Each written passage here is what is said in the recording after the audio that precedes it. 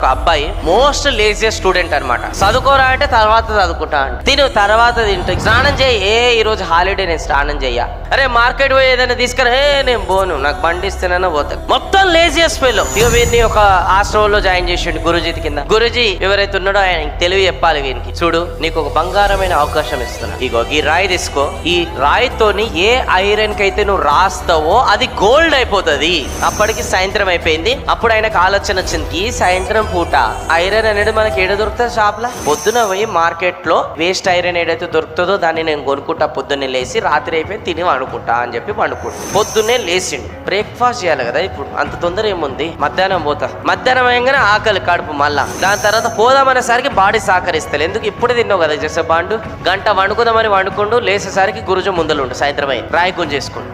గురుజీ నేను ఇంకా మార్కెట్ పోలే, ఐరన్ తెచ్చుకో, చాలు నిన్న సాయంత్రం నుంచి ఇప్పటి వరకు నీకు అవకాశం ఇచ్చాను, నీ జీవితం చేంజ్ చేసే అవకాశం ఇది, నువ్వు నీ చేతులారా అనేది దీన్ని పోస్ట్ పోన్ చేసుకుంటూ వచ్చినావు, ఇంకా నీ జన్మకి ఈ రాయి నీకు ఇచ్చే సమస్యనే లేదు. గురుజీ కాళ్ళ మీద వడి ఏడ్చి నా కళ్ళు తెరిపించారు. గురుజీ ఎట్లయితే పోస్ట్ పోన్ చేస్తే ఈ రోజు ఇంత పెద్ద ఆపర్చునిటీ అనేది నేను లైఫ్ లో కోల్పోయినా, ఇక్కడ నుంచి నా జీవితంలో ఏ ఆపర్చునిటీ కోల్పోనని ఆ రోజు నుంచి ఆ పర్సన్ రియలైజ్ అయ్యి ప్రతిదీ కూడా ఆలోచించకుండా ఇంప్లిమెంట్ చేసుకుంటూ వచ్చాడు. ఫైనల్ గా వన్ ఆఫ్ ద గొప్ప పొజిషన్ కి వెళ్ళాడు అండ్ అందరికి రోల్ మోడల్ గా నేను అనేది నిలిచాడు.